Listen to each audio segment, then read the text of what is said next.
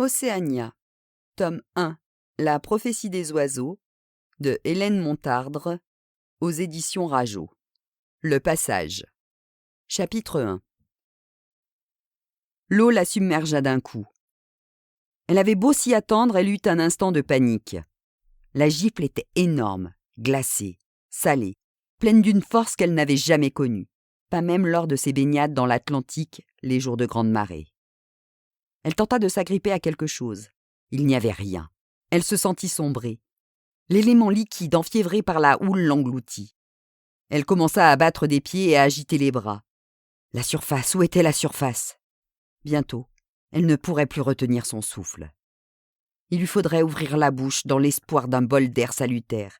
Et à cet instant, il n'y aurait que l'eau qui envahirait sa gorge. Tenir, tenir encore, 1 seconde, 2, 3. Sentir la pression monter dans ses veines. Tenir jusqu'à l'extrême limite de ses poumons, oublier le mugissement de l'océan, ne pas crier. Surtout, ne pas crier. Soudain, elle se redressa et ouvrit grand la bouche. Un instant, elle crut que ce geste signerait son arrêt de mort. Pas du tout. L'air emplit ses poumons, la libérant. Un air tiède, amical, normal. Mais elle avait du mal à retrouver son souffle et son cœur battait à toute allure. Vivante. Aussi incroyable que cela puisse paraître, elle était vivante. Pourtant, elle souffrait encore de la tension infligée à ses poumons et sa gorge brûlait. Hagarde, elle regarda autour d'elle et reconnut sans y croire le décor de sa chambre. Un rêve. Ce n'était qu'un rêve. Elle frissonna. Un rêve, mais si réel. Elle passa sa langue sur ses lèvres, elle avait presque l'impression d'y retrouver le goût du sel. Quant au martèlement des vagues sur ses tympans, ce lent et sourd grondement qui l'avait accompagné dans sa descente cauchemardesque, non, il ne faisait pas partie du rêve. Elle l'entendait toujours. Elle laissa les battements de son cœur se calmer. Petit à petit, le cauchemar s'estompait, ainsi que la terreur qu'il avait gagnée. Restait une impression de malaise, et le grondement. Dans la cuisine, son petit déjeuner l'attendait. Anatole était déjà sorti. Elle le devina à l'atmosphère particulière qui régnait dans la maison et l'absence des hautes bottes jaunes dans l'entrée le lui confirma. Elle se prépara une tartine, avala pensivement un bol de céréales. Ce qu'elle entendait, c'était le bruit de l'océan. Normal quand on habite près de la côte. Normal. Pas tout à fait. La maison d'Anatole était située à l'écart du village, un peu à l'intérieur des terres, à l'abri derrière la pinède.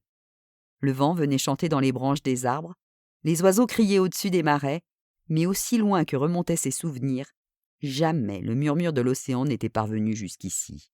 Alors, il fallait aller voir. Elle jeta un coup d'œil au ciel bas et gris, enfila bottes et cirés, prit des gants. Dehors, la rumeur était plus forte, plus dense. Elle couvrait le souffle du vent et emplissait le ciel. Un délicieux frisson lui parcourut le dos. Il se passait quelque chose de nouveau, d'effrayant et de très excitant. Elle se dirigea à pas rapide vers le village. Elle savait où trouver Anatole. Elle passa sans ralentir devant la station essence fermée. Ses propriétaires étaient partis depuis plus de 6 mois. Devant les locaux désertés de la société de transport. Un seul bus assurait désormais la liaison avec la ville, 2 fois par semaine. Les maisons suivantes étaient également vides, abandonnées, comme la supérette. Un peu plus loin, une silhouette venait à sa rencontre. C'était le vieux Mathieu. Lui, pas question de le faire déguerpir. Il leva sa canne en la croisant pour la saluer. « Bonjour Flavia. »« Bonjour monsieur Mathieu. »« Pas grand monde, hein ?» C'était sa remarque favorite depuis que le village s'était vidé et qu'il devenait rare de trouver quelqu'un à qui parler. Et le père Mathieu aimait bien discuter. Il se tourna vers les grilles closes de l'école. « Tu te souviens quand elle était encore ouverte ?» dit-il. « C'est incroyable, hein. Toi-même, il n'y a pas si longtemps. Vous étiez nombreux pourtant à jouer dans cette cour. » L'école était muette.